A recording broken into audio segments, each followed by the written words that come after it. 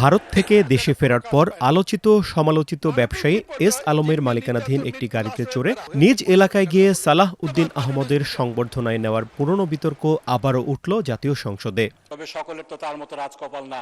সেদিন তার ব্যবহার করা গাড়ি নিয়ে 10 জুন সংসদে প্রশ্ন তুলেছেন পাবনা 1 আসনের জামায়াতের সংসদ সদস্য নাজিবুর রহমান। তার বক্তব্যে উঠে আসে এস আলম গ্রুপের বিষয়ে।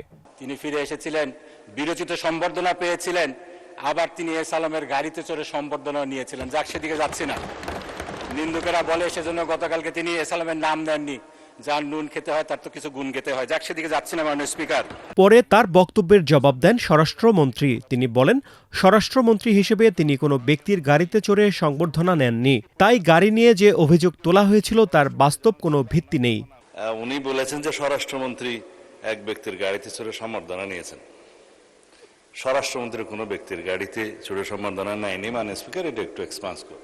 স্বরাষ্ট্রমন্ত্রী যখন ছিলাম না তখন আমি সালাউদ্দিন আহমদের স্থায়ী কমিটির সদস্য ছিলাম। বিদেশ থেকে যখন এসেছি আমি আমার গাড়িতে করে সম্বর্ধনা নিয়েছি। আমার 4টি গাড়ি আছে, আমার 4 জন ড্রাইভার আছে। খুব একটা গরিব মানুষ না। কক্সবাজার যখন আমি গিয়েছি লক্ষ লোকের সমাবেশ হয়েছিল। কোনো গাড়ি বিমানবন্দরে তেমন ঢোকার সুযোগ হয়নি। অনেক লোকের মাইক্রোবাস জিপ টিপ ছিল। একটাতে উঠলাম, ওটাতে কেউ উঠতে দিল না মাইক্রোবাস। আরেকটাতে উঠলাম, আরেকটাতে 5 নম্বর গিয়ে বলে যে এটাতে উঠে। পরে দেখা গেল সেটা একটা কোনো ব্যক্তির নামে না, 17-18 বছর আগের গাড়ি। সেটা ট্রান্সফার হয়েছে যার নামে। সেই ব্যক্তি আমার এলাকায় বাড়ি। সে আগ্রহ করে বললো এখানে ওঠেন। ওখানে আমার উচ্ছেদে বহু দামি গাড়ি উপস্থিত ছিল, কিন্তু পৌঁছাতে পারেনি।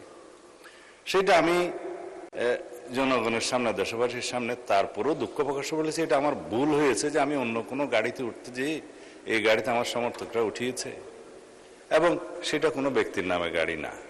তারপরেও যদি এটা ভুল হয়ে থাকে আমি জাতির সামনে দুঃখ প্রকাশ করেছিলাম। কিন্তু সেটা ক্লিয়ার হয়ে গেছে ওই সময়। সেটা একটা পুরাতন ইস্যু, এবং সেটা আমার মনে হয় মাননীয় স্পিকার আপনি এক্সপান্স করতে পারেন, এটা আমার অনুরোধ।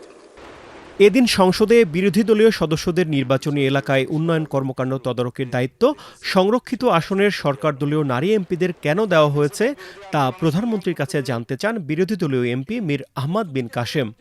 সরকার দলীয় মহিলা এমপিদেরকে বিরোধী দলীয় সংসদ সদস্যদের এলাকায় উন্নয়ন তদারকি করার দায়িত্ব দিয়েছেন। আমরা যারা বিরোধী দলীয় এমপি আছি, আমাদের এলাকায় উন্নয়ন কর্মকাণ্ডে আমাদের কোনো হাত থাকবে না, এটা নিশ্চিত করার জন্য কি এই নির্দেশ দেওয়া হচ্ছে কিনা দয়া করে মাননীয় প্রধানমন্ত্রী আমাদের সামনে পরিষ্কার করবেন।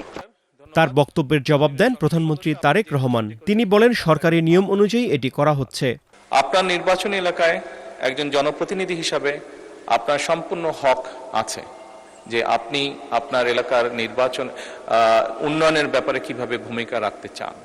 যেহেতু এই সংসদ এই নারী নেতৃবৃন্দকে বা নারী সংসদ সদস্যদেরকে নির্বাচিত করেছে, খুব স্বাভাবিকভাবেই তাদেরও একই রকম ভাবে হক আছে।